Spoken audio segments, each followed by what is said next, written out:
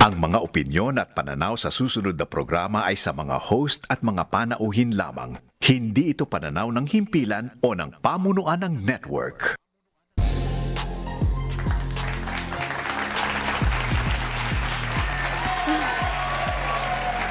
Grabe. Pasensya na po kayo. Ako po na po ang mag-open ngayong Sunday na ito dahil yung mga kasama ko po ay pinigil na mga guard, hingal na hingal, pero papasok na rin po sa kanila sila ngayon. Ayan na po sila. Dali na kami! Eh na, bakit mukhang pagod na pagod yan? Eh, nag-Hyrox yan, di ba? Okay ka lang? Tita Ina, bakit? Bakit pa? Oh, Carlo, ano? Hindi kami makapasok! Ay, Pwede mo ng tubig. ayan, welcome back here sa studio, mga kasama. Okay na ba kayo? Pinigil Opo kayo na muna. mga Bayan. Muna kayo dyan. Hindi ko alam bakit sa tagal-tagal natin pupunta dito. Ngayon pa tayo hinarang. May nagbago ba? Pero may nakita ako, wala namang pumipigil sa inyo, ha? Wala Ako pa pa? bakit wala naman eh? Oo nga, ikaw pa rin naman ang anchor dito, no? Hindi ko alam kung ano na nangyayari. Baka nagdadrama lang po Ang kami. dami na naman drama-drama. Baka nagdadrama lang po kami. Magandang hapon, Team Pinas! Welcome uli sa programa kung saan bawal ang balat sibuyas sa pagtatalakay at paghihimay sa mga issue sa bansa. Ako po si Atty. Dino De Leon. Salamat sa muling pagtutok sa isa't kalahating oras na vibe check at deep dive sa mga kontrobersyang usap-usapan ngayon sa bawat sulok ng bansa. Ako po si Ina Gacad. Kaya paikutin na ang ruleta at inyong transistor radio dahil mapapakinggan nyo kami sa DZMM Radio Patrol sa Estrente at FMR Regional Stations. Available din tayo sa free-to-air digital TV sa PRTV Prime Media at Signal Channel 31. Ako po si Cheska Persha. Huwag papasukin yan, baka witness yan, no? At maski man magdrama kami maghapon, hindi naman kami gumagawa ng batas dito. Kaya okay lang yan. Kaya mapapanood niyo din kami sa DZMM Radio Patrol sa Estrente Facebook live stream at PRTV Prime Media YouTube live stream. Ako po si Carlo Flores. Lahat yan dito lang sa With due respect! Drama Hyrox. Richard Haydarian, Itong fighting corruption, it's systemic corruption. Carlo Flores, Parang mas marami pag nag-resign kaysa sa napakulong. Cleve Arguelles, seryoso, sincero, at yung buong Dino De Leon, Sa totoo lang, sa real talk lang tayo. No? at ang bagong kabatuhan, Sabrina Gaca, Anong ginagawa mo sa kapangyarihan mo sa Senado? at Cheska Persha. So dapat pala, siya lang ang pwedeng Real talk lang Mawalang galang na po. Umpisa na ng usapang With Due Respect. Hyrox ka pa, tsaka marathon, kada mong magdrama ka, hingal na hingal ka, ay mamaya pa pala yun. Kabilang sa pag-uusapan natin ngayon, ang pagtaas ng bilang ng mga Pilipinong sumusuporta sa impeachment trial ni Vice President Sara Duterte. Pataas ng pataas, nakikita ng ebidensya. Ano ba ang dahilan kung bakit dumami ang nagsasabing dapat sagutin ni VP Sara ang mga akusasyon laban sa kanya? Yes, attorney. Hihimayin din natin ang naging pagdinig ng Blue Ribbon Subcommittee hingil sa nagpakilalang dating Marines. Na maituturing bang opisyal ang pagdinig kahit pinalitan na ang chairperson ng komite? Ayun na nga ang napagod na chairperson. At tatalakayin din natin ang panibagong palitan sa liderato at majority block ng Senado. May legal ba na basehan ang quorum sa nangyaring rigodon? Nakita pa nga nagpipickleball yung dating chairperson ng Blue Ribbon Committee, no? At kaya di ko alam kung ba't nahihingal kunyari. Pero kasama pa rin pag-uusapan natin ng mga kongresistang pinarusahan ng kamera dahil sa iba't ibang paglabag. May sapat bang basihan ng parusa kabilang pagpapatalsik kay Congressman Kiko Miao Miao Barzaga? Kaya naman, mawalang galang lang po at simulan na natin ang Vibe Check! Gusto ko humihirit na tayo, wala pa yung segment. Survey results. Pulso ng bayan. Simplihan natin sa Vibe Check. Okay, walang patumpik-tumpik pa. Simulan na natin ang talakayan sa pagdami ng mga Pilipinong pabor sa impeachment trial kay VP Sara Duterte. Sa survey ng Okta Research Group, lumabas na 74% ang sumusuporta sa paglilitis sa Vice Presidente. Tama ka, Carlo. Marami po ang pabor sa impeachment trial sa Visayas na umabot ng 82%. Kapansin-pansin ding mataas ang 58% na pabor sa pagdinig sa Mindanao na kilalang baluarte ng pamilya Duterte. Pero 54% pa rin ang kontento sa trabaho ni VP Sara. Yun nga lang, isinagawa ang survey ng Social Weather Station noon pang Nobyembre o ilang buwan bago muling na-impeach ng Kamara ang Vice Presidente. Kaya nga, Attorney Dino, dapat nating malaman kung ano ba ang numero ngayon na patalsik na ng kamera si VP Sara? May magiging epekto din ba ang pagdinig ng Senate Impeachment Court na inaasahang magsisimula sa July 6? Yes, kaya nga, Cheska, ipinababasura na nga ng defense team ni VP Sara ang articles of impeachment. Pero hindi sinagot ng House Prosecution Team ang tugon ng Vice Presidente dahil hindi naman nagpaliwanag sa mga akusasyon. Sa inyong palagay, tuluyan na bang mai-impeach si VP Sara at mapagbabawalang makaupo sa anumang pwesto sa pamahalaan? Well, na-impeach na nga yan. Sana. Si Sara. Twice. Not once, but twice. Tuluyan na bang mako-convict? No. Ayun. Tuluyan na bang mako-convict itong si Sara? Ano sa yung palagay? At saka syempre, yung mga kasama natin, kailangan mag-message sila, di ba? Yung mga nanonood, mag-comment sila, di ba? Yun, ang mahalagang, pansinin lang natin yung trend na nangyari dito sa impeachment trial. 74% na ang sumusuporta na ipagpatuloy na yung trial na yan. So, ibig sabihin, even sa balwarte ng mga Duterte, talagang nananaig yung panawagan na talagang ipagpatuloy na natin ang pagdinig para may pagkakataon na rin magsalita at may pagtanggol ni VP Sara ang sarili niya. Kaso nga lang, parang hindi pa rin sila sumasagot eh. Tama ba? Hanggang ngayon, hindi pa rin sila sumasagot, no? So, Attorney Dino, kung 74% yan, 7 out of 10 Filipinos ang pabor na matuloy yung impeachment trial. Hindi naman sa ma-acquit or ma-convict. Pero gusto lang nilang ma-see through na continuous yung impeachment trial. At sa mga panonood natin sa Facebook and YouTube live stream, mag-comment po kayo at maya-maya rin po para malaman din namin ang inyong opinion sa bagay na ito. So, ayan na nga.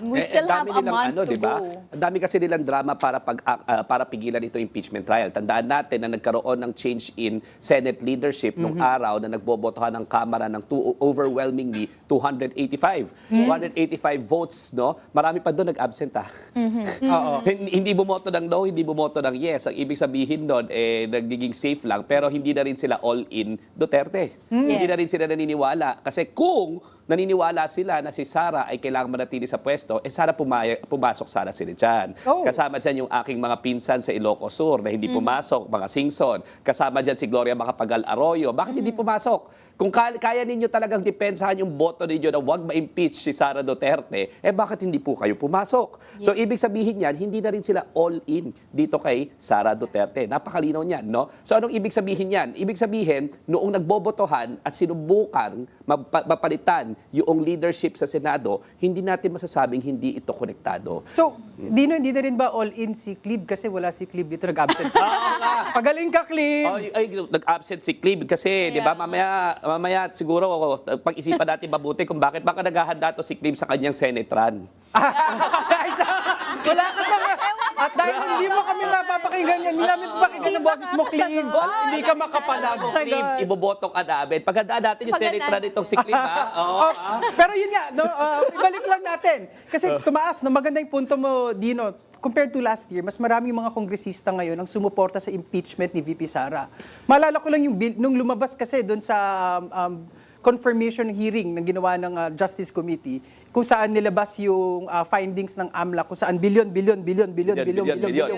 piso ang dumaan sa bank account ng mga Duterte, talagang napakahirap na ipagtanggol yung naratibo na hindi, malinis at wala akong ninanakaw sa taong bayan. Wala akong unexplained wealth. Isa pa dyan nakikita ko sa Facebook, di ba, bawat district representative tsaka party list representative, may mga Facebook page yan binabahas sila ng mga totoong tao nagko-comment sa kanila kung mag-vote po kayo for the impeachment trial. So, itong mga tao na to, na nire-representa ng ating mga district representative, nag-iingay at sinasabi sa kanilang mga representatives, this is the voice of your people. This is the voice of the people that voted for you. So, kahit sila siguro may political leaning sila towards not voting for the impeachment, pero they have to do their job and their obligations na kailangan naming i-representa yung tunay na ihip ng hangin at boses ng kanilang mga kababayan. Siguro alalahanin lang natin kung ano nga ba yung mga akusasyon dito sa impeachment case, no? Siyempre, maalala natin yung Article 1, di ba? Ito yung sinasabi natin na graft and corruption insofar as the confidential funds is concerned.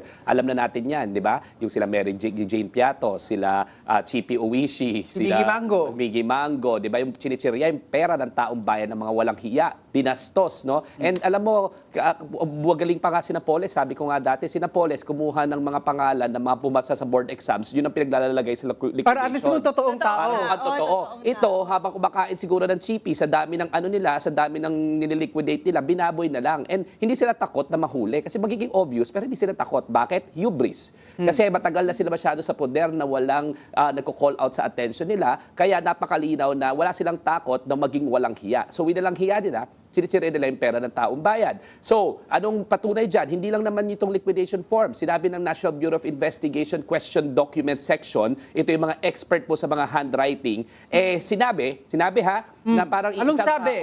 iisang tao lang ang nag-liquidate nitong mga ito. Sinabi rin ng Philippine Statistics Office na wala talaga magaltong pangalan. So kahit ano pang assertion ni Bato de la Rosa, magpakita ka naman. Ikaw, dadapa-dapa ka dyan. Ngayon, Nahagip na naman tuloy. sana naalala ka na naman, di ba? Sabi ni Bato de la Rosa, May mga pihatos daw sa Oo, may Davao. mga piatos daw sa Davao. O sige, ilabas ninyo. Pero sabi, wala yung mga ganitong eksaktong pangalan. Sabi ng Philippine Statistics Authority yan. Sabi ng Commission on Audit, talagang irregular yung pagka-liquidate at pag-disburse nitong mga pera na ito na kung kani-kanino na lamang binigay. Kaya sabi ng Commission on Audit, ibalik mo ang pera. Ito, at tatlong government agencies ito, isa Constitutional Commission, Commission on Audit. Yung isa, yung foremost investigative body natin, National Bureau of Investigation. Yung isa, non-partisan, Philippine Statistics Authority na repository ng ating mga pinaka-sacred na mga records. All of these agencies enjoy presumption of regularity. Yan yung una. Isama mo pa yung kay Madriaga na malinaw na sinabi niya kung kanino niya dineliver, saan, at dininay ni Sara Duterte na magkakilala sila. Pero itong si Madriaga, pinakita napakaraming mga video. Teka, di ba? sabi naman, may unqualified opinion naman daw yung COA sa Office of the Vice President. Nung ano pa po yan, nung 19 kopong-kopong, baka you're referring to the unqualified opinion kay Vice President Leni Robredo. Correct. Ito pong kay Sara Duterte, qualified, pinababalik nga ng personal. Yung pera. Diba? Tapos sabi mo kay Madriaga, hindi mo naman siya kilala. Bakit ka merong happy birthday, Sir Ram? I wish you health, all happiness. Diba? At ba't binibigay mo yung bandila? Bakit meron kang video conference dun sa grupo ni Madriaga na nag-attend ka ng personal? Bakit may email ka na pinapakita mo na nagpapasalamat kay Madriaga ng personal kasi nagpunta siya dun sa convention? Unang articles of impeachment pa lang yan. Sa unang exchange na yan, halatang si Sara Duterte nagsisinungaling. Pangalawa, maalala mo rin yung doon sa pera. Di ba? Ito naman yung pangalawa, second impeachment, articles, no? Ang sinasabi dito is yung sa SALN. Bakit zero ang nilagay mong cash? Pero bilyon ang perang pumapasok, labas-pasok sa iyong bank account. Simple yan. Sabi ng High Court of Impeachment kay Corona, sa kaso ni Corona, impeachable yan. At kailangan mo ipaliwanag yung labas-pasok na bilyon-bilyon na pera dyan, saan mo kinuha yan. Correct. Diba? Kanino galing? Kanino galing? Sabi nga daw, di ba? Ay, kanino daw galing? Merong ilang milyon doon na monthly na nanggagaling kala Sami Uy, sa mga personalities din kay Sami Uy, na mga drug lord nung panahon ni Rodrigo Duterte, di ba? So wala rin tong donor's tax, parang hindi kagaya nung kay Senator Marcoleta. Kaya nga, di ba? Nako, wag mo na naman ako panggigilan dyan kay Marcoleta. Di ba? Patapusin mo na itong articles of impeachment. Di ba? So malinaw, di ba? Ang sabi mo sa SALN mo na sworn document, wala kang cash. Saan mo kinukuha yung pang-abroad mo na para kang Inday Lustay? Diba? Na sinasabi mo walang ano yung gobyerno, walang gastos yung gobyerno. Ibig sabihin, nagsisinungaling ka, under oath, inuuto mo yung taong bayan, pero tinatago mo yung bilyon-bilyon mong pera. Pangalawang articles of impeachment yan. Pangatlong articles of impeachment, no? Yung didoktor ninyo, yung procurement sa DepEd, at sinuhulan mo yung mga sarili mong tao, binibigyan mo ng envelope palagi para doktorin yung procurement ng laptops. At amidst the educational crisis, na ikaw ang DepEd Secretary, na pinakamalala ang estado ng edukasyon sa Pilipinas, binaboy mo pa yung procurement na kailangan sana ng mga kabataan, yung badly needed, yung mga laptop na yan, ng mga guro na yan, di ba? Pinagkakitaan mo ang edukasyon ng mga susunod na henerasyon. No? Di bali ng mangmang ang mga Pilipino, kumita ka lang. Ganyang kakaganid, Sara Duterte. Yan yung pangatlong alegasyon sa'yo, tapos ayaw mong sagutin. Yung pang-apat obvious. Yung napagka-toddler ka, nagwala ka, sabi mo, may assassin ka na, laban sa presidente, sa first lady, at speaker of the house, na ikaw naman mismo ang umamin. Hindi ba joke yun? Di ba? No joke. No joke. joke. Diba? No joke. Ako nagjo-joke Di ba? Mukha kang sa dako dyan. Sa dako dyan, sa ano mo, kulang na lang lumabas ka sa TV. Di ba? Kulang na lang lumabas ka sa TV na naglilisik yung mga mata mo, tapos sasabihin mo, no joke, tapos sasabihin mo, hindi ka liable. Vice President ka ng Pilipinas, ikaw dapat ang magiging tagapagmana ng ano na yan, ng posisyon na yan, kung sakasakali may mangyari sa Pangulo. Tigil-tigilan mo ako, kumpleto ang tulog ko ngayon, ha? Sara Duterte, ha? Napakalilaw na ikaw mismo ang nag-supply. Ikaw mismo ang nag-supply ng mga ebidensya laban sa'yo. Harapin mo yung articles, no? Articles of impeachment, mga reklamo sa'yo, hindi yung ano na naman nangyari? May mga ano eh. May maleta. Kaibigan naman natin mga abogado niya eh. Pero mga maleta, kala mo kung ano mga maleta ng ganun eh. Wala naman palang laman. Yung depensa mo. Wala ka naman palang sinulat doon. Lahat dito sa mga issues, andun ka pa rin sa mga, walang jurisdiction. Technical. Ayaw mo pa rin lahat sagutin. So, anong tawag dyan? Alam naman natin, mga abogado naman tayo eh. Alam naman natin kung performative o show yan. O, diba? Show na may maleta, walang laman. Baka naman yung 18 Marines, kayo rin naman pala nag-imbento, diba? Yung kampo ng mga Duterte, baka naman talaga yung sinasabi ninyo mga maleta doon, walang laman. Diba? Yung picture yun ng mga maleta na yun, walang laman. Lahat ito show, no? So, kailangan talaga, naiintindihan ko kung bakit tumaas yung impeachment yung gusto ng mga Pilipino ng impeachment Bakit? Speaking of tumaas yung views natin, 1.6K views na tayo. There we go. Mga kababayan, nagwa-warm up pa lang po si Atty. Dino. Partida, ha? Sige, go! So, 1.6K. Hello. Hindi ba 10K? Ay, Alan Peter, kaya ano pala yun? Abutin natin dyan Pero syempre, hindi lang naman tayong pwedeng dumaldal dito. At mag-overtime na tayo ngayon pa lang. Maaari kayong makisali sa untahan, mag-comment yung 1.6K followers na yan sa Facebook page ng DZMM Radyo Patrol sa East 30. At syempre, babasahin namin yung inyong mga comments at opinion sa segment na Take It or kahit wala si Cleave It. Ikaw na ulit, Dino. Sa ating pagbabalik, hindi kayo na, wag na magbalik. Kompleto tulog ko. Kailangan ng pahinga. Pag-usapan natin ay isinagawa ang pagdidig ng Senate Blue Ribbon Subcommittee. Dito lang yan sa With Due Respect! Dito edition. So wait, for the past 6 months,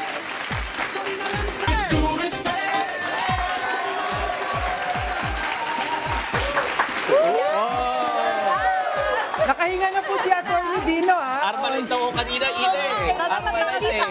Sige, tawagin niyo lahat ng mga trolls so hindi niyo kaya Armalite, ha? At speaking of Armalite, nakatutok pa rin po kayo sa With Due Respect kasama ang Team Pinas. Now, let's take a deep dive sa isinagawang pagdinig ng Senate Blue Ribbon Committee noong Huwebes.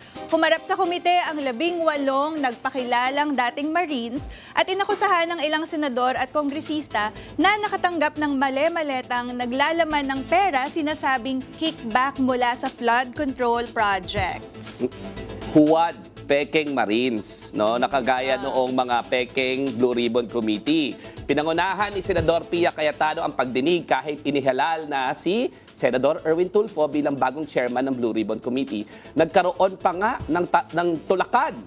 Di ba? Itong drama ni Pia Cayetano, nang ipilit ni Cayetano at Robin Padilla, action star, di ba? Na ipasok sa Senado ang mga dating Marines. Kaya nga, attorney, itinuloy ang pagdinig at maraming personalidad ang idinawit kabilang na si Pangulong Marcos. Agad na itinanggi ng Malacanang ang akusasyon at hinamon pa nga ang mga nag-aakusa na maglabas ng ebidensya dahil hindi sapat na magpakita lang ng picture para sa akusasyon. Wala namang ebidensya itong mga kaya nga, kinwestiyon naman ni Senador Erwin Tulfo, yung totoong chair ng Blue Ribbon Committee, kung bakit binanggit sa pagdinig bakit hindi binanggit sa pagdinig si Senator Lauren Legarda, pati na rin ang magkapatid na Camille at Mark Villar.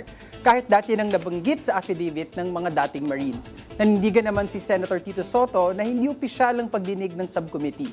Inimbitahan na ng Blue Ribbon Committee ng Gatchalian Block ang dating mga Marines sa pagdinig ng totoong komite bukas. Yes, at lahat ng yan tatalakayin natin dito sa Deep Dive! Ready ka na ba? Deep Dive! Deep Dive! Unahin na natin yung tanong. legitimate ba yung committee at subcommittee hearing? Oh, give chance naman. Kasi mamaya ako na naman. Diretso ko to. Sige. Ayan, yung attorney, dahil isang ordinaryong mamamayan, nakita naman natin napakadaming institusyon at mga legal luminaries ang nag-affirm na legitimate at genuine yung pagkakapalit ng bagong new Senate majority. Nagsalita na nga, hindi ko inaasahan yung Integrated Board of the Philippines. Correct. Yung IBP, talagang naglabas sila at nagsalita sila na may quorum, there is a quorum, and we acknowledge na yun na nga, may bagong Senate pro tempore, Senate President pro tempore. Hindi lang sila makapag-elect ng Senate President kasi nga, nasa konstitusyon na kailangan 13. Pero ang akin lang dito, attorney, napakahirap talaga na may pinagtatakpan ka. Na ang hirap na kailangan mong gumawa ng napakaraming script, napakadaming kasinungalingan, porket may pinagtatakpan kang isang tao na nagtatry mag-escape sa accountability. Sobrang dami ng nadamay ng mga senador na dati may mga respeto yung mga tao sa kanila. Ngayon, nawalan tayo ng respeto sa kanila, porket lang may isa silang pamilya na pinoprotektahan. So sa mga senador natin, I'm appealing again to your humanity using Judge Raul's words na parang, intindihin nyo naman yung mga tao ngayon, no? Alam namin na you have dug your own grave, pero kaya nyo pang to come out of those graves that you have dug for yourself. May chance pa po kayong magbago. And ngayon, nakikita ng mga tao na you are just clinging on to power. Nag-absent kayo dyan. Tinipigil nyo yung mga hearings. Sabi nga ni Senator Win Gatchalian, 25 million pesos pala ang ginagastos ng Senado sa bawat araw. At ilang araw kayo umabsent porket lang ayaw nyong matuloy yung mga usapin na dapat gustong talakayan ng minority na now majority. So, sinasayang nyo po yung pera ng taong bayan dahil lang yan sa pagpa-playground nyo dyan sa Senado. Magtrabaho po kayo. Oo. Delulu is the solulu. Yes. Para sa magkapatid na Cayetano. Yeah. Diba? Parang from the start, nakita natin yung takeover ni Alan Peter Cayetano. And it wasn't just about rights, it wasn't about fair and due process. Ang goal talaga ay protektahan ng ilang mga tao, katulad ni Sara Duterte, protektahan si Bato para maprotektahan si Sara Duterte. Tapos ngayon na nagbabago ang leadership ng Senado, ngayon na may lumipat mula sa dating majority papunta sa panibagong majority, ang drama ngayon ni Pia Cayetano herself ay, hindi ko naman gustong nandito ako bilang chairperson. Pero dahil chairperson pa rin ako, papatuloy ko yung aking hearing. So ang sagot ko doon ay, kung hindi mo naman pala talaga gusto, and I really do believe hindi mo gusto maging chairperson kasi nag-absent ka eh. May 2 araw na inaasahan kayo ng taong bayan, magtatrabaho kayo, pero bilang majority, hindi kayo pumasok. Knowing full well, ano yung power ng majority sa ganitong sitwasyon. Pag hindi dumating ang majority, walang business na magagawa. Diba? And yun ang point ng majority, you have the majority in the numbers. So definitely, nag-declare kayo na hindi dapat magtatrabaho ang Senado. And very clearly, ayaw nga ni Pia Cayetano ang role ng pagiging senador or ang role ng pagiging chairperson. So ang question ko ay, so ba't nagdadrama ka pa dyan? Diba? Na gusto mo ngayon magkaroon ng investigasyon. Gusto makasuhan ng ano. Diba? Oo, gusto makasuhan. Kakasuhan namin yan eh. Na, di ba, usurpation of authority. Alam mo namang hindi ka Blue Ribbon Chair, nagpapanggap kang Blue Ribbon Chair, ha? Oo. So, kailangan Pero ang makasuhan tanong ko ka. dyan, sige, i-focus natin dun sa parang, ang tawag ko nga rito, parang cosplay o scripted na press conference eh. Kasi isang allegation nila na yung umikot na pera amounting to around 850 billion pesos no, sa pinagsamang affidavit nila, napaka-ridiculous, napaka-out of this world. Imagine nyo na lang yung logistical nightmare para mabuo at matransfer yung 850 billion pesos na yon. Yung budget ka ng Pilipinas, nasa magkano? 1-point-something trillion? Biruin mo, 80% or about significant number ng budget ng national government ay pinamigay ng 18 Marines na aabutin daw ng 5 years para makumpleto kung totoo ang kanilang mga statements. No, obviously naman hindi totoo. Dinawit pa yung bahagi ng binigyan daw ng iPhone na hindi pa pala lumalabas yung model na yun ng iPhone. Tapos binigay daw sa mga address na hindi naman pala nag-i-exist. Nagpangalan ng mga tao nagpangalan ng mga tao sa nabinigyan ng mga maleta, mali naman yung address. No, yung mga taong walang kinalaman at hindi pa nakaupo sa pwesto, yun yung klase ng scripted na parang cosplay na ginawa. Tino nga isuot ng mga 18 Marines, naka-uniform pa. 'Di ba?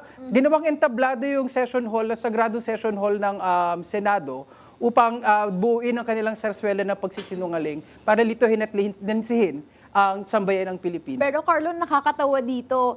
Nandun sa affidavit nitong nagpakilalang na 18 Marines, yung pangalan nila, dalawang magkapatid na Villar tsaka ni Loren Legarda pero hindi nila verbalize during the hearing. Eh, Bakit? tapos sabi ni Loren Legarda, tinan niyo to, nakakatuwa talaga to si Loren. Anong sabi? Buhol-buhol na yung mga ano mo para lang maprotektahan yung anak mong si Leandro Lebiste doon sa 24 billion na Utang. pinukul sa kanya kasi pinagkakitaan ng kuryente, hindi naman nag-deliver. Yan naman ang rason kung bakit nawawala yung pagiging statesman mo, Loren Legarda. Dati iyak-iyak ka, hindi na nabuksan yung envelope. Ngayon, ikaw ang pinakamalaking balakid sa accountability. For what? Para protektahan yung anak mo. Alam naman namin lahat yon, pero hindi yan justification kung sakasakali bumaba na lang kayo pareho sa pwesto, hindi yung binababoy ninyo yung ating mga institusyon. Oh, anong sabi niya? Ano sabi niya? Sabi ni Senator Sabi Loren. muna ng mga Sabi niya. Marines. Sabi ng mga Marines dati sa kanila, tinignan namin. Alam mo ba tinignan ko to?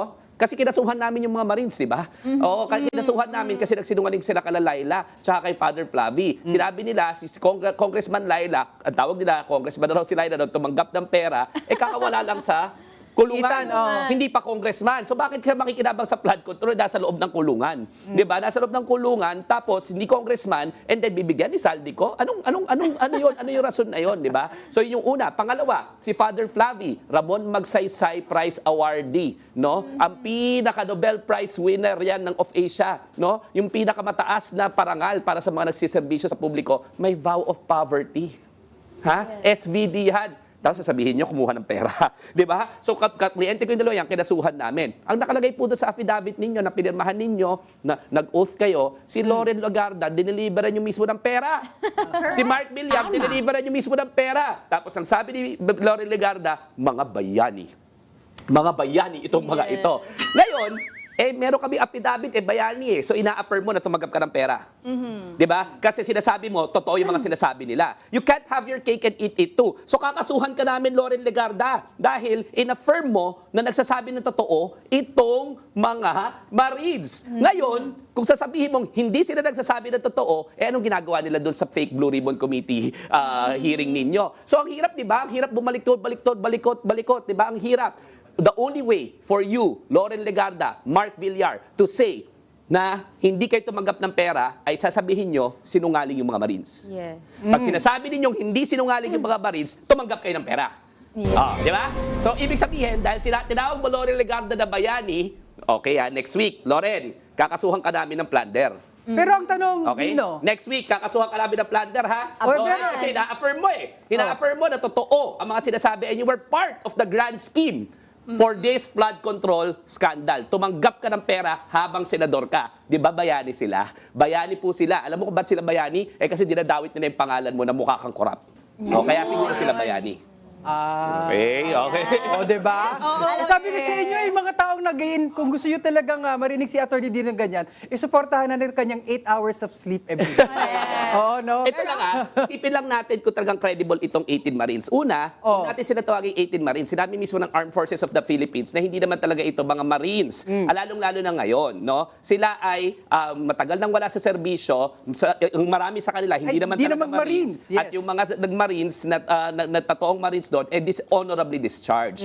So intrinsically, kaya sila dishonorably discharged is because hindi sila mapagkakatiwalaan. Di ba? Oo. Talagang may rason kung bakit hindi sila dapat manatili sa Armed Forces of the Philippines. Yung iba sa kanila nagkiklaim na parte ng Armed Forces of the Philippines, hindi naman. Sumulat sa poll, sinungaling. Style, di ba yan? Ano yan Tatak! Duterte! Yung gumagamit ng mga hindi credible na tao para pagbintangan yung mga tunay na lingkod bayan. Ginawa na nila kay Laila de Lima yan noon, di ba? Kumuha ng mga convicted criminals, mga supposedly drug lords para ituro si Laila de Lima. Pero si Laila de Lima matapang, hinarap lahat ng mga kaso. So, intrinsically, bakit tayo naniniwala dito? Hindi dapat natin sila tinatawag na 18 Marines. Ang tawag sa kanila, 18 sinungalings. Yes. No? 18 sinungaling. So, henceforth, no? I proclaim by virtue of presidential powers. Akala ko presidente, no? Ang tawag sa kanila ay 18 na sinungaling. Yeah. 18 liars. 18 liars. Yun yung una. Pangalawa, sinabi na nga rin nila, di ba, nila Senator Lacson na malinaw na logistically impossible. Ito lang po tatanungin ko bukod pa doon sa magbilang kayo ng 100,000 ngayon na isang, 100,000. Siguro it will take you around 1 minute, isa-isahin nyo yan, no? Isa-isahin nyo yan. Ang pinag-uusapan, 800 billion. Di ba? 800 metric tons ng pera. Yung So, isang buong maleta, isang billion ba kasya sa isang maleta? hindi, natural, hindi ka kasya 50 million eh. Para sa mga lumilipad po sa Oo. eroplano, alam niyo po yung challenge na pagkasaya ng ating mga maleta na 23 kilos. So ibig sabihin parang 23 million lang estima para kaya ng isang maleta. Isang maleta, 23 million lang. Bibilangin mo isa-isa yan kasi baka may numeknak ng 1,000. Di ba? Isa-isa mo yan. Bibilangin mo. Sa pagbibilang pa lang, let's make a time and motion study. Kaya niyong gawin yung 800 billion, di ba? Gaano katagal yan? Kahit na 7 years, hanggang 2020, hanggang election nagbibilang sila, hindi kasya. Bubuhatin mo pa, itatransport mo pa. Tsaka ito lang po, ito lang po, gusto ko lang po sabihin, malinaw, nakikinig na po ba kayo lahat? Nakikinig na po ba kayo Yes, lahat? yes. Okay. May lapit niya pa yung tenga niyo sa radyo. Ito lang po gusto ko sabihin dyan, no? Yung paglabas-pasok ng pera na ganyang karaming volume ng cash ay monitored by the international community. Kasama ang Central Intelligence Agency, kasama ang Mossad. Bakit? Kasi po noong 2001, na gumagalaw ang pera, na finance ang terrorist activities, dyan po nagkaroon ng mga money laundering councils all over the world. Kaya nga po, every time na magdeposito ka na mahigit 500,000 and above, sa bangko pa, na pwede naman nilang i-freeze, ang flag na. Sa tingin nyo po, hindi alam ng AFP, ng NBI, ng CIA, ng foreign intelligence communities all over the world na hindi na monitor na merong 800 toneladang pera na umiikot-ikot na walang nakakaalam. Ang nakakaalam lang, 18 Marines. Ay, nako! Ano yun? Diba? Galing, ito pa. Kalokohan May isa talaga. pang yung 18 Marines lang may alam na nagbigay daw sila ng pera para sa ICC. Correct. Oo. Sila lang na naman nakakaalam. Oh, di ba?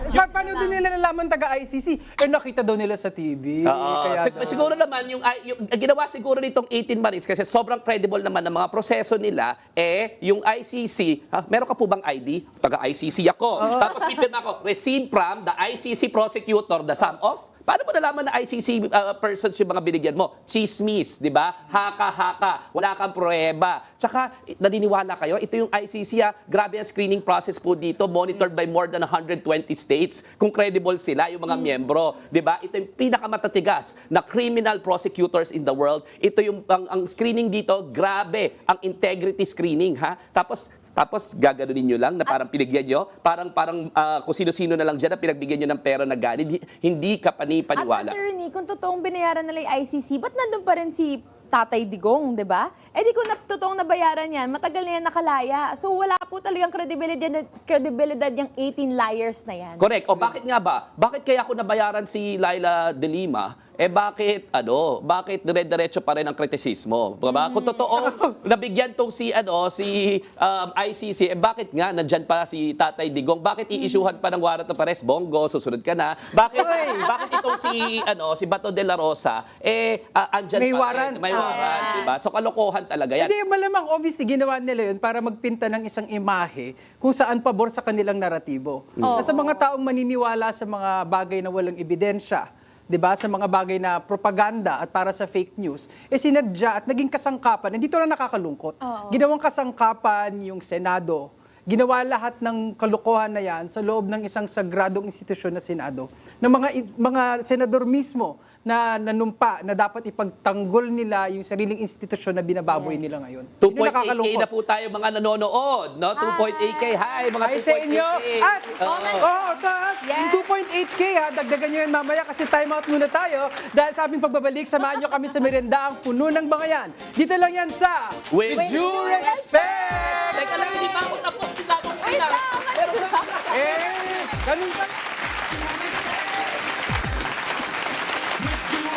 Ay, partner, ikaw na naman nauna. Ganun talaga. Makain na nga ako Ano ba yan? Nan lang yan! May pahingi naman Ayun ako na nga, dito. welcome pa rin po sa With Due Respect kasama ang Team Pinas. Now, magmumukbang tayo with a twist dito. Magbibigay lang tayo ng short comments except kay Attorney Dino sa unang personalidad na maaalala natin sa itatampok na pagkain. Kaya naman, alamin na natin ang menu for the day. Dito lang yan sa...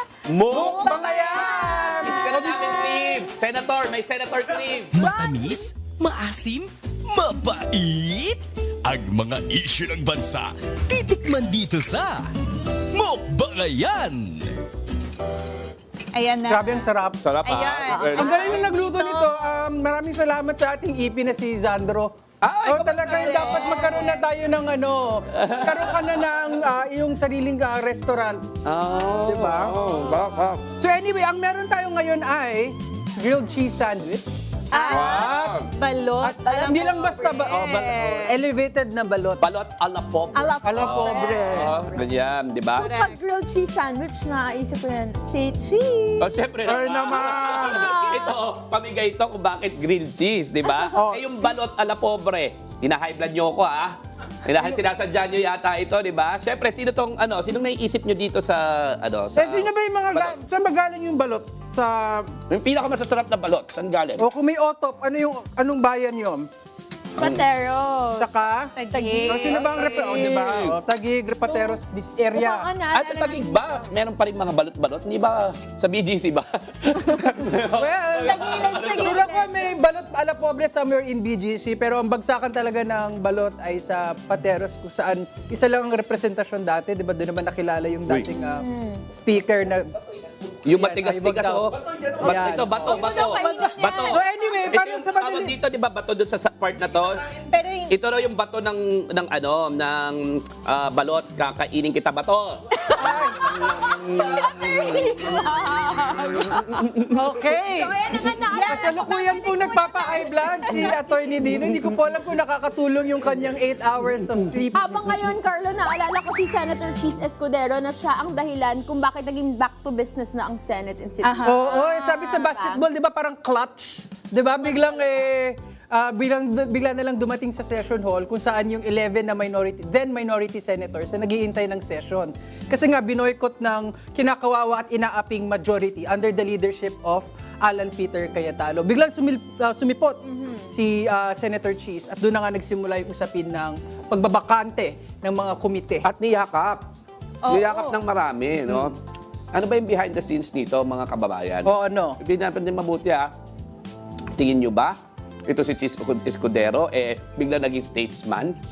Na biglang all of a sudden naging... Naliwanagan. Di ba? Tandaan nyo, ito yung ayaw mag-convene ng impeachment court. So, ibig sabihin, may mga negosasyon dyan, behind the scenes, no? Sarap kasi nung bato, Tapos, hindi talaga, sa akin palagay lang, hindi dapat itratong hero yung minimum lang na pumasok. Ang hindi natin pumasok, nung pumasok, para bang bayani. Careful lang po tayo, Para sa akin palagay, kami po lahat dito nagpapapasok, from the cameraman, tech, di ba? Pag hindi yan pumasok, dapat talaga pagalitan. Disciplinary action. Pag pumasok, hindi kami bayani. Oo. Ginagawa namin yung bare minimum na expected of us like all other employees. So, hindi bayani si Cheese Escudero. We recognize the fact, no, na it took a Cheese Escudero to reverse what's happening in the Senate and to have a quorum. Pero, di ba, that's how low we've become. Ganyan na, minimum na lang expectation, bayani na. So, hindi yan bayani. Hindi bayani itong si Cheese Escudero. Pero, at the very least, at least, may ginawa siya para sa bayan this time around. Pero sa akin palagay, behind the scenes, merong exchange and trade dyan. In fact, in the negotiation, sa akin lang mga narinig ko, no? O, anong sabi? Gusto daw mag-attend, pero siya daw dapat ang Senate President. boom.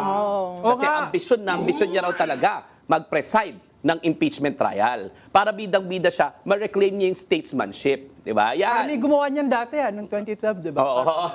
Pero hindi talaga palatable doon sa sigasig na 11 na siya ulit ang Senate President. Kasi to begin with, kung nag-fourth with last week, wala tayong problema ngayon. So, si Cheese Escudero, parte ng problema kung bakit nangyayari na naman ito sa institusyon ng Senado. And gusto ko lang din i-contrast at i-compare ang strategy o political na diskarte ni Cheese Escudero tsaka ni Alan Peter Cayetano. Alan Peter Cayetano, the lulu is the sululu kind of politics kasi 'di ba tumaya sa isang mamamatay tao. Tapos ngayon dinidepensahan si Sara Duterte para maiwasan ng impeachment trial to the point na napaka-absurd na ng kanyang lahat ng ginawa sa Senado. Wala nang natitirang honor sa pangalan niya.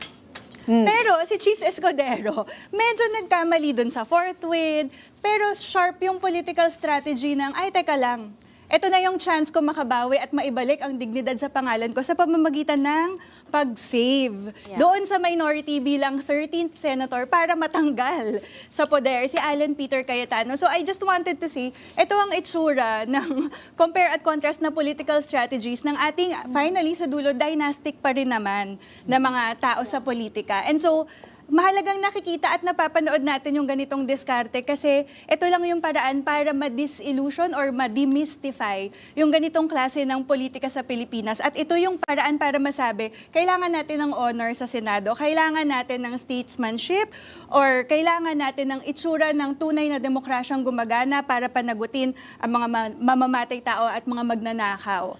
At itong pagbabaliktad ni Cheese, simula lang to, hindi ito ang katapusan. At wait lang tayo kasi pag nag-impeachment, hindi tayo sure kung saan din kikiling ang boto nito ni Kuya, di ba? Yeah, ba't pinag-usapan na rin yung Teka lang, pag-compare Carlo. ng Teka lang, Carlo. Oh, masarap yung balot. Hindi ako gusto makain ko- ng balot. Ay, hindi ko makain ng balot. Bakit? Ay, pag nadakip si Bato, kakain akong balot. Sige, sige. Okay? Okay, ha? Oh! Para lang. Pero may balik lang natin. Pinag-usapan natin yung moments, di ba? Last time, kinausap natin si Senator Alan Peter Cayetano as a Pokemon fan.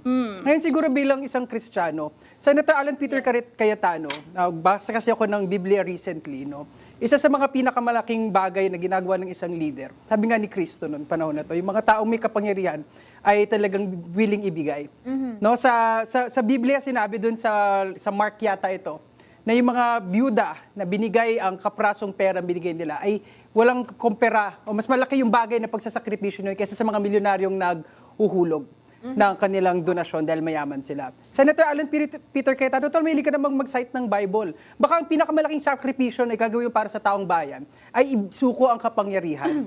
'Di ba? Kung sakaling naniniwala ka talaga sa Biblia, nagkakagulo na lahat, isuko mo na yung kapangyarihan mo kung totoo kang Kristiyano. At masasabi ko nga si Senate President, former Alan Peter Cayetano. So nagkaroon siya ng name change. Ay, hindi na rin natin alam kung sino talaga siya today. Totoo naman. Kasi tuwing nag-FB live siya, parang ibang persona yung nakikita natin. No? Basta ikaw, dahil kumain ako ng balot, si Basta Alan. ako. Ang masasabi ko lang, alam mo, sa sobrang sama ng mga ginagawa mo, Senator Alan Cayetano, nagsama-sama na yung tatlong senators who hate each other. Mga 30 former Senate presidents who ousted each other came in the same block just to try to beat you. Ayan, di ba? Alam naman natin, ang unang nakaupong Senate President, si Senator Subiri, na in-oust ni Senator Cheese Escudero, na in-oust ni Senator Tito Soto. Silang tatlo, halos hindi magpansinan yan sa Senado, sa halls of the Senate. Pero ngayon, nagyayakapan sila, nag-handshake sila, at nagsama-sama silang pumasok para lang i-beat yung block na binuo mo na walang ginagawa kung hindi mag-Facebook Live. Halos 4 na beses kasi isang araw nag-Facebook Live. Nagla-live seller ka ba? Senator Alan Eh, di naman tuloy yung posisyon niya. Hindi yan ang trabaho mo. Pero ayaw umattend ng session. Pero gusto mag-Facebook Live. Nagkakabarilan na, Facebook Live, di ba? Supposedly, na sila rin pala yung nag-ayos. Ay, ito, walang connection kay Alan Peter. Teka lang, walang connection to kay Alan Peter. Sino itong senador? Sino? Sino itong senador? Anong yung senador na yan? Meron supposedly bar sa Taguig. At saka napaka-social, may vault. Talaga? Oo, vault doon, na parang di ba? Tapos, sa taas daw nun, napakaraming Pokemon cards na rare. Wow! Na isang display, isang buong kwarto. Worth millions and millions. Alam mo bang pwede palang pang anti-money laundering itong mga Pokemon cards? Kasi some of them more than $1 million. Oh, that's true. Meron nga, merong $17 million pala dyan. So actually, itong mga rare Pokemon cards, apparently can be a vehicle for money laundering. No? At, dinitira ba sa SALN yan? Baka nasa liable for plunder. Others. Di ba? Baka nasa the others. I-check sa others. Kaya nga matagal na akong gigil na gigil kasi may mga tao, ang hirap kasi mag-collect ng Pokemon cards dahil ginagawa ng mga taong pang money laundering. Correct. Diba? So, kawawa naman yung mga gusto. Sino kaya yan? At dineclare rin ba yung mga shares and ownership niya doon sa building na yon? Ay, Na may kaya niya- malaking vault sa ibaba ng building. Kaya niya siguro nilive yung mga naghahawak siya I ng think mga ang sagot Pokemon niya dyan cards. ay, don't touch me. You Chris na naman. You Breeze, ang laking kinita. Kamukha ba ni Chicken Little yung sinutukoy mo? Eh kasi, saan naman nila kinuha yung mga kaperahan nilang mga ganyan? Correct. Di ba? Nasa SALN ba yan? Di ba? Yan ang kailangan nating tanungin. Ayan sino kaya ito? Di ba? Sino yan? Di ba? Hindi natin alam. Teka. So, along muna tayo sa 3,000 nating mga kasama. Wow! Di na matulog ka ng maaga everyday, ha? Abangan niyo po kami sa aming pagbabalik. Alamin natin kung sino ang lucky winner ng ating ruleta at bakit siya ang napag-usap-usapan sa mga kwentuhan. Dito lang yan sa... With Due respect! Kakain po ako ng mga pag nauli si Bato. Mamaya pag-uusapan natin yung quorum, ha?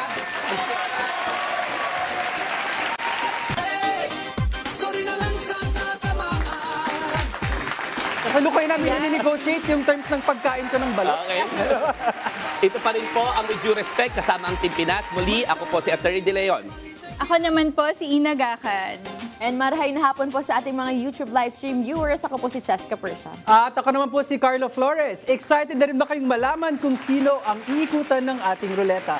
Tulad ng dati, dapat quick comments lang ang matatapatan sa mahiwagang ruleta. Sa mga nanonood at dahil naka-8 hours si Atty. Dino mo, kung wala talagang mangyayari. Sa mga nanonood at nakikinig, pwede tayong makijoin. Share your thoughts sa live stream sa ating DZMM Radyo Patrol sa Estrella Facebook page. Ito ang Magic Ruleta!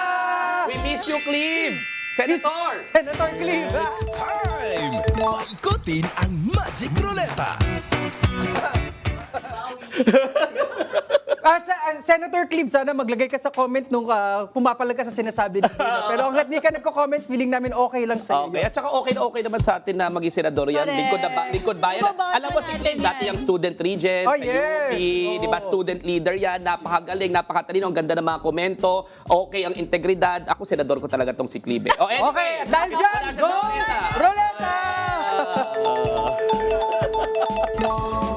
Hirap po ma-upset. Okay, Ay, naku. una sa ruleta. Uy, for the first time in the last 3 years, hindi senador yung nasa ruleta natin. Oo nga. Dalawang Babalik kongresista, tayo. unfortunately, District 4 Representative kung saan ako nakatira, Kong Bong Suntay at si Kong Kiko Barzaga. Anong common denominator? Didisiplina Okay. ng House of Representatives, di ba? May dalawang uri ng disiplina. Oo. Una yung pinag-community service si Kong Bong. Oo. Yung si Kiko Barzaga naman ay? Oo. Expelled. Na-expel. Siguro, maganda. Ano yung common denominator? Tanongin mo ulit. Ano yung common denominator? Parehong masama ugali. Ayun din. Parehong Yung common DDS? denominator. Oo. So, bakit nga ba sila didisiplina? Alalahanin natin yung pambabastos nitong si Bong Suntay na pag nakita niya raw si Ann Ann Curtis, di ba? Si Ann Curtis, baka daw hindi niya mapigilan din. Di ba? Yung gano'n yung sinabi Nag-iinit niya. daw siya or Mag-iinit something daw like talaga that. siya. Gano'n naman daw talaga yon. Hindi po gano'n yon, no? Tsaka congressman po kayo, hindi ko maintindihan kung bakit kailangan kong bayaran, i-subsidize yung bunganga ninyong manyak. Anong tawag mo sa kanya?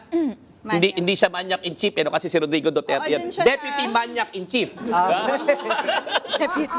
Hindi pa siya sa Manyak Party List. O si Kiko naman ay Na-expel, no? Expel. Ito, teka lang, bago tayo punta dito kay Kiko Barsaga, kasi mas mahaba-haba ito Oo. Atraso niya sa bayan Ito munang si Bong Suntay, hindi ba what kind of an embarrassment that you're the entire house, ang dami-dami, magiging 200 plus, pinag-community service ka at pinag-gender sensitivity training. Oh my Yes, sir. goodness, sa tanda mong yan, pinag-gender sensitivity training ka. What an embarrassment. Koko yan, mag-resign na lang ako ha. Kung may kahihiyan ka pa, pero wala ka namang kahihiyan. Pero Actually- it is a disgrace to your office and to the constituents that you serve. Kasi supposedly, ikaw ang representative. Hindi ka namin representative, ando rin ako sa distrito mo na deputy manyak in chief. Yes, at actually sa akin, nakukulangan nga ako dun sa parusa dito kay Bong Suntay. Kasi alam mo yun, ang pambabasto sa kababaihan, crime na yan Diba? correct. Violation na yan ng safe spaces na batas. Yung idea na hindi mo dapat binabastos ang mga babae just based on their sexuality. Tapos ang ginawa niya to sa harap ng maraming tao, sa hearing, sa Kongreso, as if karapatan niya na maging bastos at manyak sa harap ng lahat. So sa akin, community service lang, gender sensitivity training lang. Para kay ko, bagay sa kanya yung parang 60-day suspension dapat ang Yes. tinaman ni Bong Suntay kasi napakalabnaw ng punishment for the gravity of the crime he committed, representing all the maniacs in the world. Kinailangan ng Kongreso na mag-signal na ang pangmamanyak ay krimen. Tama naman. Diba? After all, sila At naman ang Nico, nagpasa they ng missed batas the na yun. chance. Oo. Napaka-ironic. Oo. Ito namang usapin kay Cheska, sige. So may usapin din sa kay Kiko Barzaga. Sa isang kampo ay may mga nagsalita na parang sobra naman yung pag-aalis kay Kiko Barzaga despite yung parang pagiging fringe ng kanyang mga thoughts, no? Kasi nagkaroon ng parang debate sa malayang pagpapahayag ng kanilang mga opinion. So, sa isang dako, sinasabing tama lang dahil sinira nga talagang reputasyon. Ang antics nga ni Kong Kiko ay parang hindi deserving of an elected official. Sa isang bagay naman, sinasabi ay parang yung extent ng kalayaang magpahayag. So, kung take ko doon ay, yung individual capacity, bago ko siguro itanong sa inyo, ang individual capacity, even individual opinion mo, sa'yo yun in your private capacity. Pero kapag nakaupo ka bilang isang kongresista at isa kang halal ng bayan, gamit mo yung rekurso ng taong bayan, baka naman kailangan mo magkaroon ng pakita ng at least pinakamababang uri ng decency at expectation sa isang halal na opisyal, lalo at kongresista. Ako alam mo yung sa parliament, 'di ba? Panoorin niyo po kasi hobby ko po yung bilang debater for 15 years, no?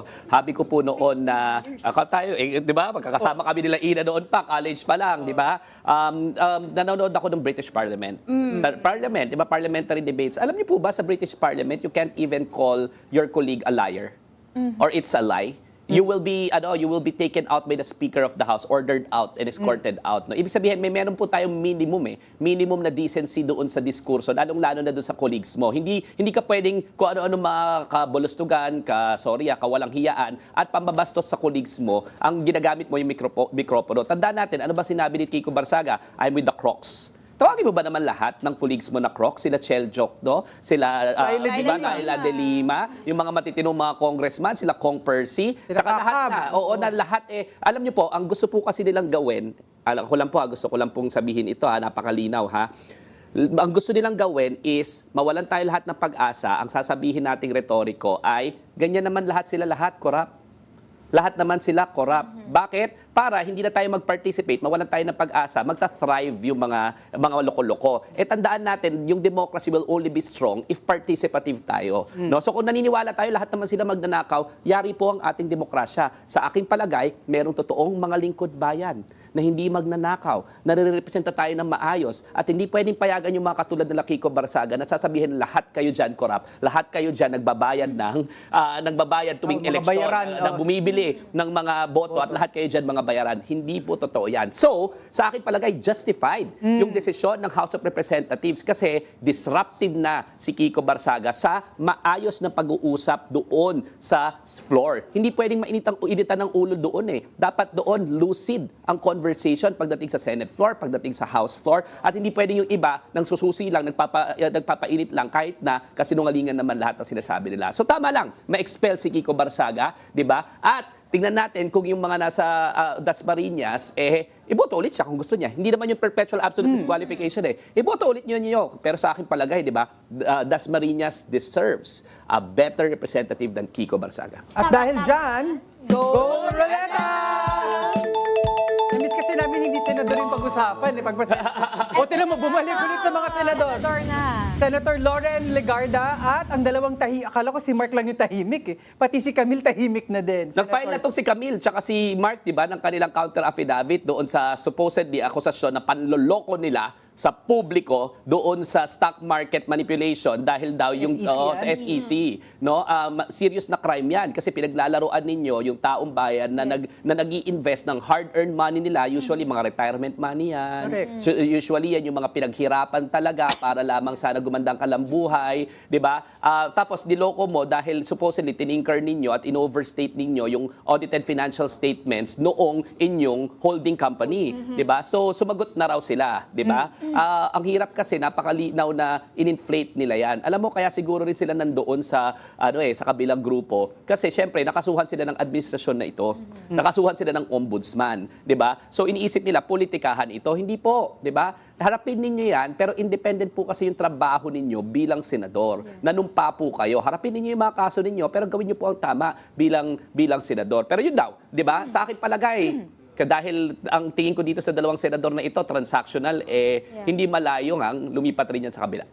Di namumuliti ka lang talaga. Namumuliti ka lang talaga. Namumuliti ka lang talaga. Ginamit ang kanilang kayamanan para, 'di ba, para manalo sa posisyon, 'di ba? Kasi ang dami, ang hirap kalaban ng mga yan. 2 billion daw ba yata? 'Di ba may pag-aaral yung Philippine Center for Investigative Journalism na 2 billion daw ang ginastos ni Camille Villar para sa mga advertisements. Sa kanyang pagtakbo sa kanyang Senado. pagtakbo, way beyond the cap. Way beyond the cap, no? So sa akin talaga, dapat yung COMELEC magising-gising at i-enforce yung ating election laws. Lalo na, PCIJ nag-aral yan, ha?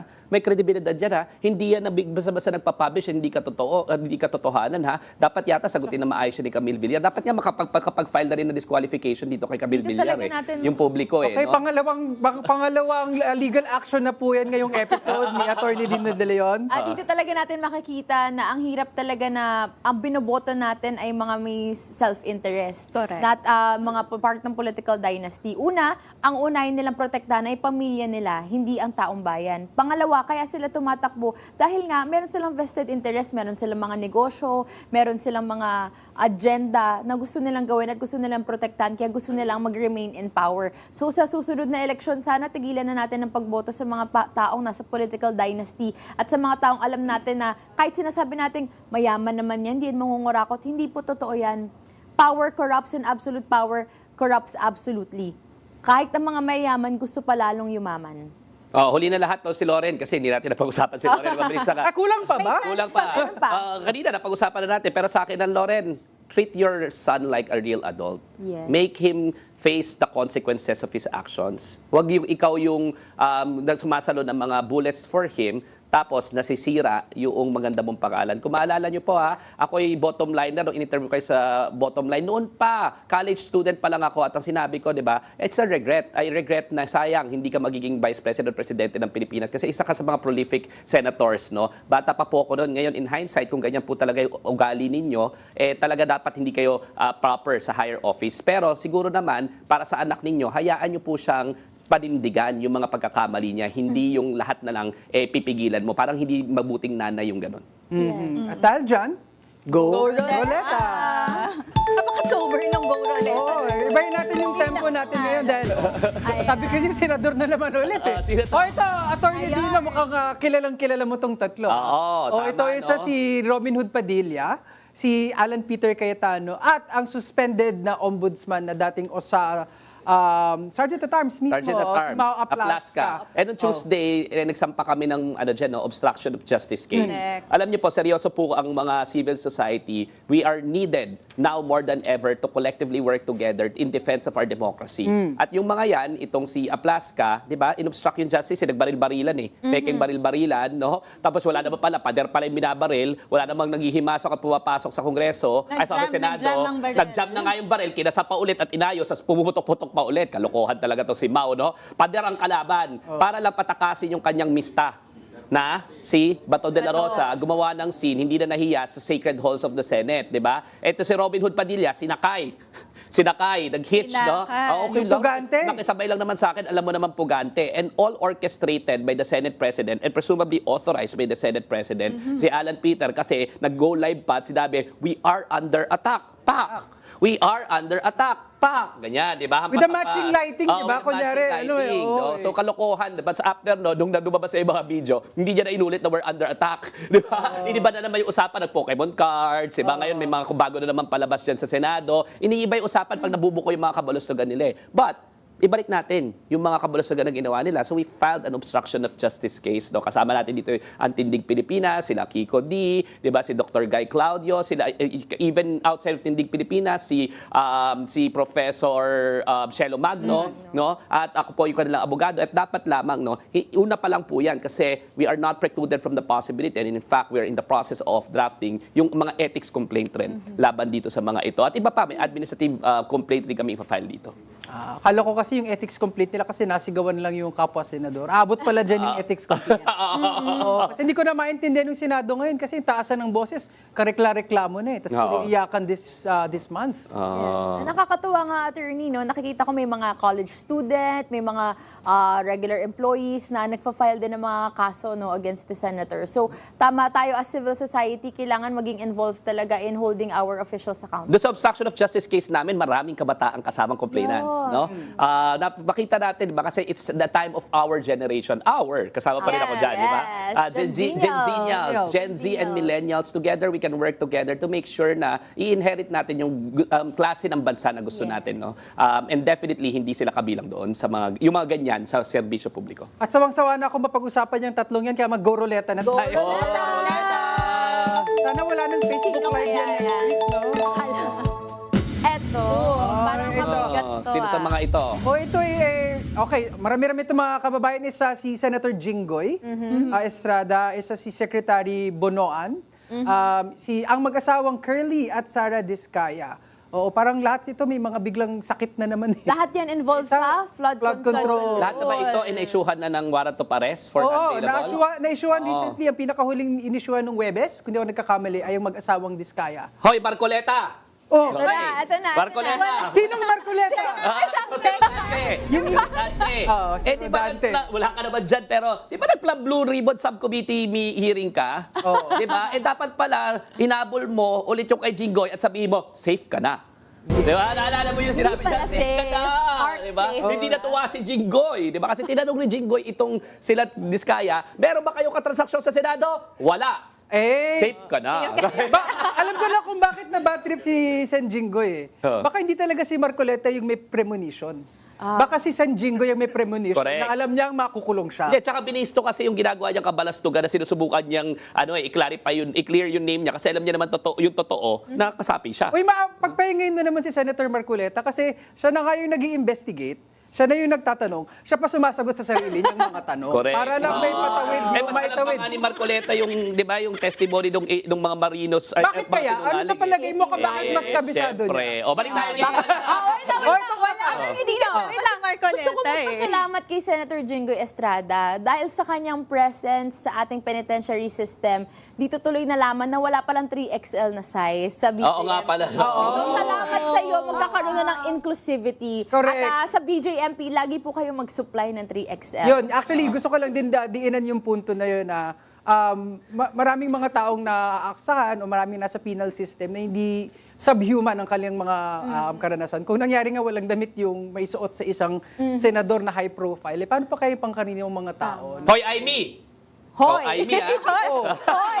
Wala naman si Aimee, no? Ang sabi mo nung November, bakit? November, kuto. Bakit, totoong, wala pinagtatakpan sa flood control, bakit wala pa nakukulong? Ilan na yung nakulong? 4 na ito. Tapos nakulong si Jinggoy Estrada, bakit nakulong si Jinggoy? Hindi niya daw. Hindi ko maintindihan. Ano na ba mga kadrabahan mo? Di ba? Nakukulong yung mga yan kasi involved sila. Yes. At hayaan mo silang harapin yung kaso nila. Huwag niyong palabasin na biktima sila kasi there is prima facie evidence of guilt, di ba? Ano po yung prima facie evidence? Prima facie Ano yan?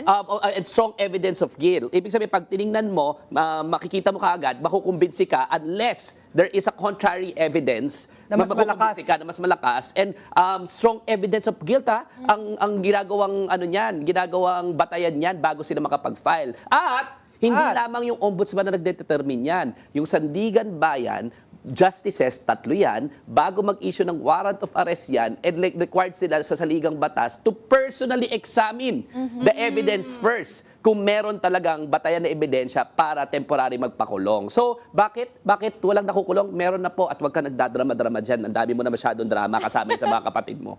Okay? Sanay naman sa mga pekeng bagay itong si Amy Marcos. Oo naman, talaga. Peke lahat. Peke lahat. Oo, mga gawa-gawa. Anyway, go Roleta! Isang araw, Marshall Lonadoba sa isang araw nagbabarilan. Anyway, ito! Ano to? Missing majority. Yung mga nag-subscribe sa Mark Villar School of Acting, yung tahimik lang. Ito ba? Sino to? Among the missing, ang nawawala, valedictorian, Senator Christopher Lawrence Tesoro Go. CLTG. Okay. Salutatorian! JIL. Joel Villanueva. Kaya tied for 3rd place. Ang dalawa. Ang dalawang tahimik. Ang dalawang tahimik. Samik Bakit and kaya Mark Pansin mo, nagpa-Blue Ribbon Committee meeting pero wala na sila doon. Wala sila. Wala tong apat na to, absent, no? Oo, apat na nowhere to be yan. found. Joel Mga is lost. nag-iisip-isip siguro Oo. na lumipat. Oo, syempre. Oo. Parang nakakawalang gana na kasi talaga ang leadership ng mga Cayetano. But at the same time, kaya pa rin naman nila depensahan ng kanilang pinakamamahal na vice-presidente. Even from the other side, ang palagay ko, sign na rin talaga to na wala nang grasp masyado si Alan Peter Cayetano doon sa majority na kiniklaim niyang nasa likod niya. Itong apat na ito, at alam na rin natin mga kababayan kung sino dapat ang hindi natin iboto sa Senado next time na magre-re-elect sila kasi ito yung mga transactional. Ito yung walang paninindigan. Ito yung kung sino lang talaga magde-deliver ng kanilang selfish interest. Dalawang Villar na magkapatid na ginawang family reunion, ang Senado, pati mga magulang nila, lahat senador. Ito si Joel Villanueva, Diyos ko naman, Jesus is Lord. Siguro naman hindi dapat may magnanakaw para sa kay Jesucristo, di ba? Na sinasabi bigla nagpo-proclaim ng word of God pero nung nahuli yung kamay sa cookie jar siya pa ang galit. Di ba? Siya pa ang galit nung na mga nakakasuhan siya. Pero at least good indication I think na missing sila doon sa Blue Ribbon Committee hearing. At siguro nag-iisip-isip, Christopher Lawrence Tesoro CLTG. Siguro naman nag-iisip-isip si CLTG. At ako, kung lumipat na kayo doon sa, kung nag-iisip-isip sila ng ganyan, hindi rin sigurado na hindi sila boboto para sa impeachment ni Correct. Sara Duterte. Ibig sabihin, hindi pa po imposible yung 16. 16 Hindi imposible yung 16. At kahit imposible yan, duty tayo na papakita ang ebidensya para makita ng taong bayan kasi hindi lang naman yan ipapakita para sa mga senador. Pinapakita yan para sa taong bayan. Kaya nga ang sinasabi, trial shall proceed forthwith. Kaya nga natin inilunsa ng Bantay Senado nung Lunes sa De La Salle University, primarily because kailangan nga una matuloy ang trial at magkaroon talaga ng walang bahid na pagpipresenta ng ebidensya at yung talagang trial mismo ay masunod, alinsunod sa batas. Kung mga senador natin dahil sa ngalan ng politika ay biglang hindi na lang sisipot. At by the way, ang daming mga panukalang batas ang hindi umuusad dahil sa kanilang paglalaro ng politika at paglalaro ng bahay-bahayan. So hindi ba sila nahiya na even yung mga general na nagserbisyo ng matagal sa atin ng Republika ay hindi ma-promote? Diba? Maraming mga batas ang hindi sa panahon ng oil crisis pa din, ang hindi umuusad dahil sa kanilang kaganira na manatili sa kapangyarihan. So nakakalungkot talaga na sana sumipot na tong missing dating majority na senators. Oo, yung speaking of Bantay Senado, inaanyayahan po namin lahat sa ngalan po ni Cleve. Dahil si Cleve ang main proponent yung Bantay Senado. Kasama po kami lahat dito sa Team Pinas. No? Inilaunch namin sa De La Salle Philippines yan. Siguro kaya napagod din si Cleve. Ang haba. Araw-araw, di ba? Meron tayong mga ginagawa. Pero sa aking palagay, no, sa amin pong hinuha, importante ang taong bayan kasi Senado ito ng taong bayan. So samahan niyo po kami dito sa Bantay Senado. Ayan, samahan niyo po kami sa Bantay Senado. Kung gusto niyo po mag-volunteer, hanapin lang yung Bantay Senado Facebook page. Ngayon naman, that's it for our Magic Roulette. Sa ating pagbabalik, pag-usapan naman natin ang patuloy na paksyon at patutsadahan sa Senado. Dito lang yan sa With due respect! Pag-uusapan natin yung issue ng quorum, So sana, mag-input po kayo. 3.4K viewers. Magandang hapon. Magandang hapon.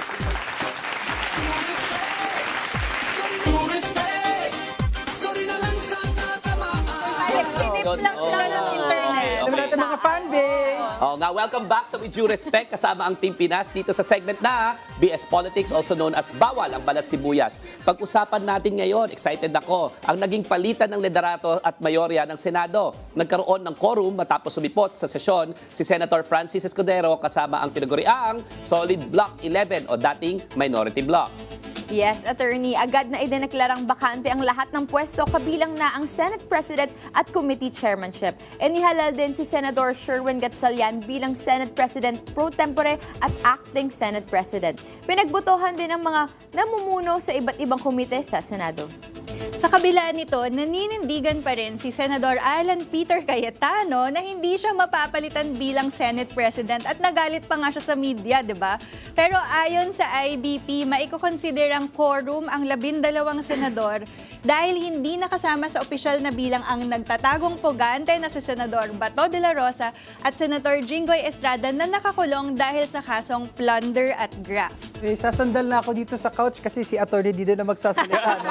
Bukas naman si Pangulong Marcos na magpatawag ng special session para pulungin ang mga mambabatas at sana maipasa ang mga nakabingbing panukala at makupirma ang ilang general ng AFP. Ito yung sinasabi ko kanina. Kaya ang tanong ng bayan, magagampan ba ng Senado ang kanilang mandato o isinusulong lang ng ang kanilang iba't ibang interes? Sasagutin yan natin sa session ni Atty. Dino sa Balat Sibuyas! O, nakaupo na ako dito, okay? Bawal ang pikon! Huwag kang BS! Balat Sibuyas! Oh. Okay, Let's go. Make go. Binoboto sana natin yung mga kagaya ni Clive Arguelles sa Senado, sana meron tayong quorum. Di ba? Ngayon, pinag-uusapan natin ngayon yung mga quorum. Teka lang, sabi kay Clive, hindi pa siya qualified, wala pa siya sa edad na minimum age requirement. Wala pa ba? Sa 2028 meron na yata. Wala pa din. Compute ako eh. Balita ko sa House, nagpapababa sila ng age requirement. Mababa na rin naman yung expectation sa mga politicians natin. Pati pa natin ibaba yung age. Pero may nagsabi sa akin, ikaw daw, Atty. Dino, ay mukhang qualified ka na by age. Eh. Qualified na. Oo, by age. Bilang senador, Nag-Viber kasi sa akin si Clive. Balik na tayo dito sa quorum. Senador Usapan ng quorum, Dino. ha? Tingnan natin, bakit pa ang galing? Ikaw yata spokesperson ni Clive Arguelles. Dahil balik na naman, ha? So, balikan natin, di ba? Yung sa quorum. Actually, nakakatuwa, di ba? Kasi sabi sa akin nung assistant ko, di ba? Dito siya ngayon.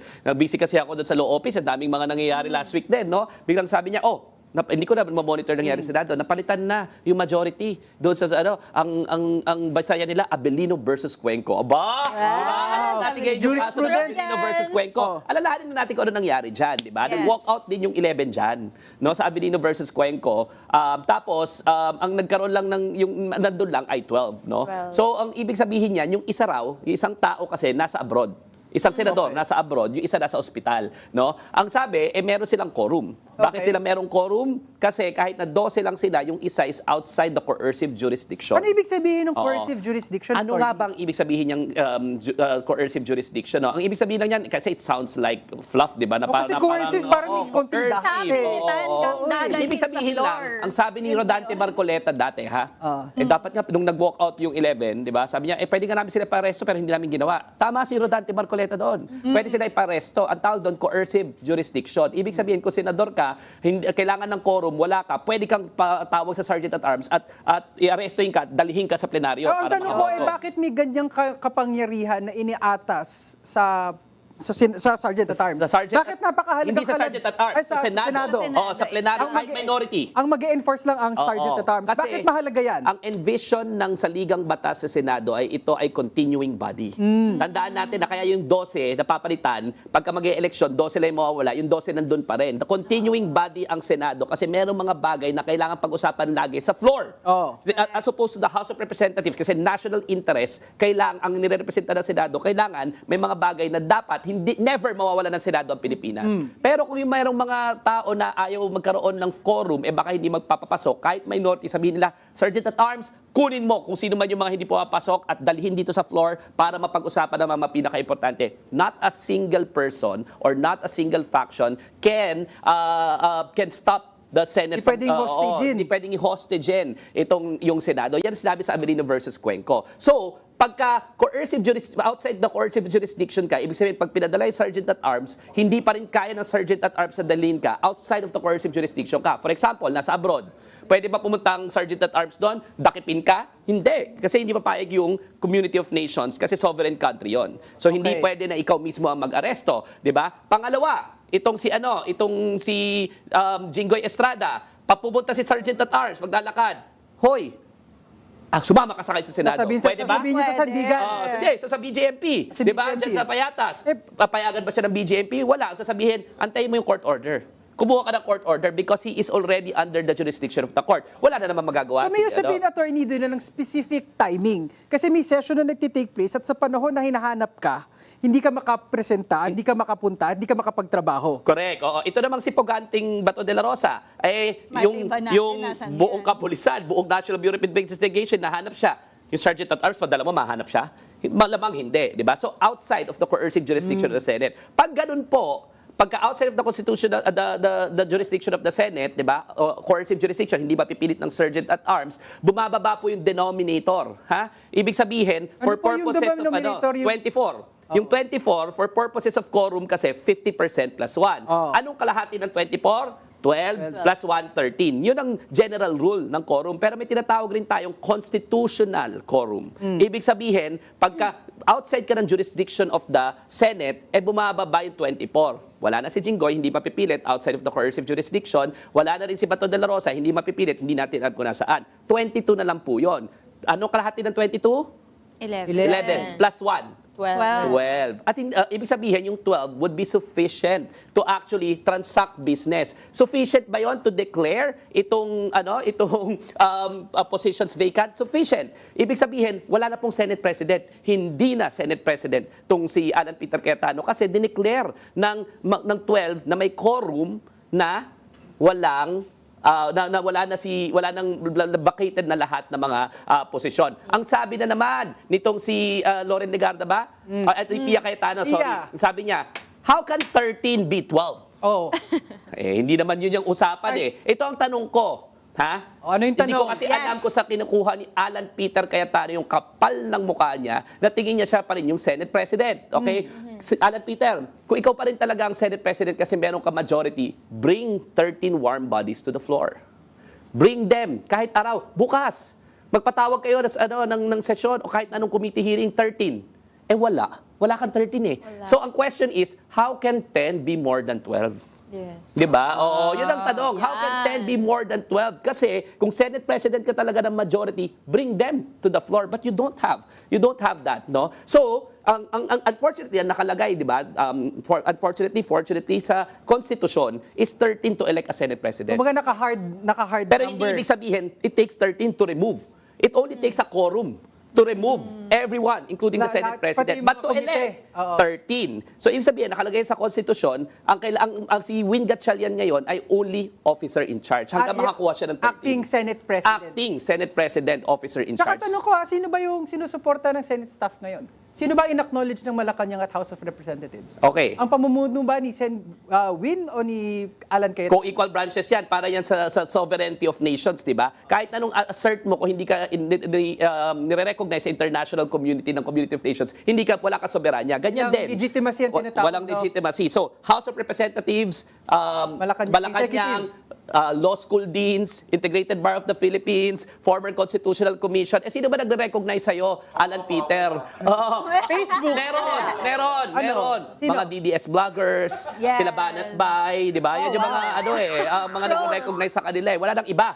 Wala nang iba, so talagang kalokohan. Kahit na yung mga nagsasabi na hindi Senate President pro tempore itong si Win Gatchalian, hindi sila sabing Senate President ka. Di ba? So it's just a nomenclature for me. Officer in charge, acting Senate Pero yung President. kapangyarihan, yung authority, di Oo, ba? kasi hindi naman pwedeng walang Senado. Hindi pwedeng walang leadership ng Senado. Hindi pwedeng walang sesyon ng Senado. Okay? At hindi rin pwedeng, hindi namin basahin yung mga komento sa ating talakayan ngayong araw. At syempre bilang mga judger kami, magdedesisyon kami if we will either take it or leave We it. miss you, Senator Cleve. Take it or leave it. Kapatid. O, sino gusto magsimula? Okay, o sige. Basahin natin si Talking Toshi Sports. Ang sabi ni Talking Toshi Sports, para sa akin, matutuloy ang impeachment ni VP Sara, subalit magbantay tayo dahil hindi pa din maresolba ang gridlock sa Senado na baka apekto sa impeachment. Okay. Bantay Senado, in short, at definitely Ako take it. Wala akong bahagi doon na hindi ko masuportahan dahil kailangan talaga nating bantayan ng Senado. Take it! Take it! Sama po kayo si Talking Toshi Sports sa aming Bantay Senado. Kailangan na mag-volunteer. O, sabi naman ni Nico, 2312. Attorney Dino, I hope hindi siya mag-devolve. Paragang term yung devolve, ha? Into Harry Roque. Ganyan din si Harry Roque nung HR lawyer pa siya. Same Oh my God. energy ni Attorney Dino. Parang hindi naman nag-high rock si... So ako po, May tao nga, Decoy account ba ito ni Clem? Ako, Cleave it ako dyan. Cleave it. Alam niyo po, nakita ko rin yung legal career ni Attorney Harry Roque. Ibang-iba rin po yung simula niya kay Attorney Dino. So I'm sure hindi magiging ganun si Attorney Dino. Ay, wow. Salamat. Thank you. Okay, sige, yung next. Next naman po. Salamat lang kay Chief pero hindi namin makakalimutan na siya ang dahilan kung bakit hindi natuloy ang impeachment last year. Dapat lang na bumawi siya.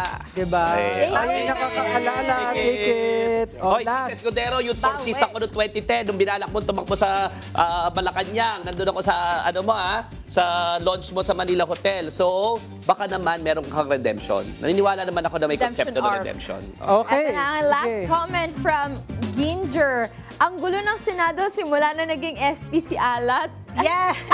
Puro kaguluhan.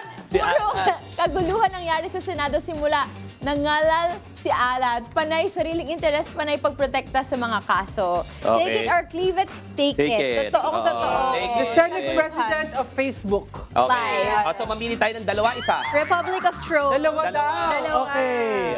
Sige. Sige. Gusto ko si Talking Toshi Sport. Okay, okay. Sasama Agree. na siya sa Bantay Senado. Welcome to Okay. Bantay Senado. Oo. O, yung pangalawa, si Nico ba? Si Teresa? Si Gringer? Parang nanalo na si Ma'am Teresa dati. So si Ginger naman. Okay, Ginger. Okay, Okay, congratulations sa mga... congratulations. Meron kayong with due respect. Oh, tama yung autograph yata yan. Okay. With due respect, mag-cool po ito. Tapos magpipirmahan pa po ng mga host to. No? Okay. Oh. Yeah. Alam niyo mga kababayan sa mga nakikinig at nanonood, nakakapagod itong linggo na to pag pinag-uusapan natin ng politika. Pero ang Pilipinas is just more than politics. Lagbas to sa mga taong nagbabangayan sa ingay ng politika. Ang ganda-ganda ng Pilipinas, ang gagaling ng mga Pilipino. Yan ang pinapaalala sa atin lagi ng Team Pinas. Kaya panoorin nating video na ito.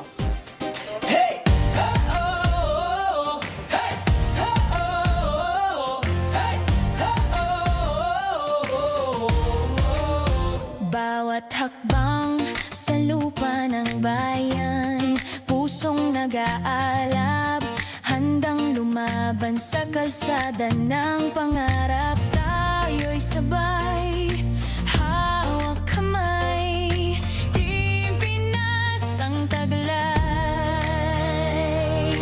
Bagong umaga, tayo ang simula, liwanag ng pag-asa, Team Pinas ang dala, isigaw sa mundo.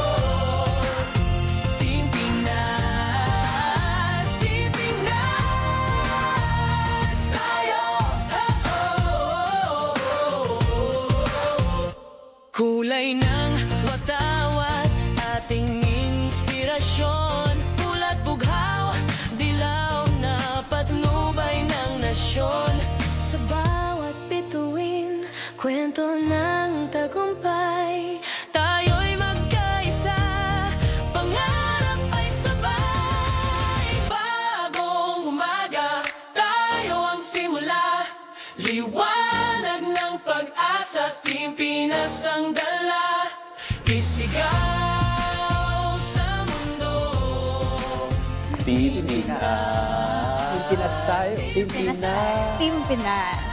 Tayo. Sarap pakinggan. At dyan na naman po nagtatapos ang isa't kalahating oras ng Bardagulan at malamang talakayan natin sa iba't ibang issue sa Pilipinas. Muli, maraming salamat po sa lahat ng naki-vibe check at naki-deep dive ngayong hapon. Nabitin ba kayo sa kwentuhan? Huwag po kayo mag-alala dahil makakasama niyo po ulit kami sa mga susunod na linggo. Sunod ninyong mapakikinggan sa DZMM Radyo Patrol sa Estrenta, FMR radio stations at PRTV ang programang Travel ni Awal kasama si Papa Awal Paz. Tandaan, wala pong personalan. Dito lang yan sa With due respect! Get well soon, Cleve! Get well soon, Cleve! Senator Cleve Senator Antonio! Cleve!